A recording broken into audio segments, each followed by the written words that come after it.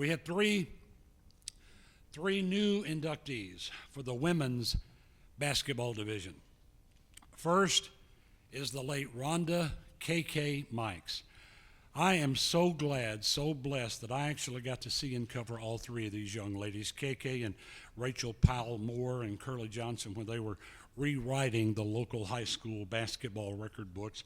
KK played for Coach Doug Mosier at City High School from 1980 to 83. She was a four-year starter. She made All-City 3 times and All-District. She was a two-time All-Stater, a two-time state tournament MVP. She led her team to the 1983 state championship, and she was an All-American. It's been 42 years since KK played in those two state tournaments, and she is still number one in most field goals made in a tournament, 38 in 1982.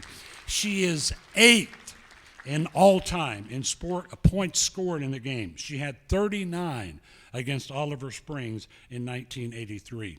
She is 3rd and 4th all time in points scored in a tournament since they went to the 5-on-5 format. 82 in the 82 tournament, 81 in 83.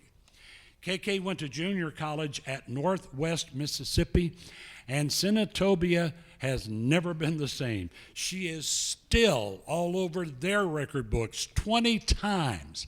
I counted them.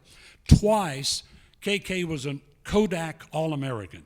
She had 8 30-point games and still holds the school record for most points in a game, 52 points. And she had the next 4 highest point games in the history of the school, and the career record of, this is 2 years, mine, 1,699 points.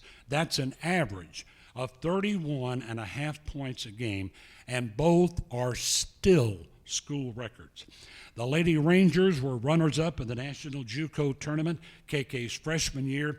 That 52-point game came the next year in the championship game, which KK and the Lady Rangers won, and as you might expect, KK is in the Northwest Mississippi Community College Hall of Fame. 2 national championship games in 2 years there, and a national championship. That's why they call her a women's basketball legend down in Senatobia. Coach Andy Landers signed KK to play at Georgia. She only spent 1 season with the Lady Bulldogs, only averaged 8 points and 2 rebounds and 3 assists a game, helping them win the SEC regular season and conference tournament and finishing 2nd in the nation. I talked to Coach Landers recently. He told me that KK might have been the most unselfish player he ever coached. He said that it didn't matter that she set all of those JUCO scoring records. When he got to Georgia, she became much more of a team player, maybe too much, Coach Landers said. She cared more about making her teammates better, like Teresa Edwards, getting the ball to them instead of scoring herself. KK returned to Chattanooga after 1 year at Georgia, had a little daughter, named her Courtney. Along came a granddaughter, Leah Freeman, and a grandson, Lennox Banks. Her sisters Gail and Janice were also here. But that dirty C word took KK away. She died of cancer in April of 2018. She was only 52 years old.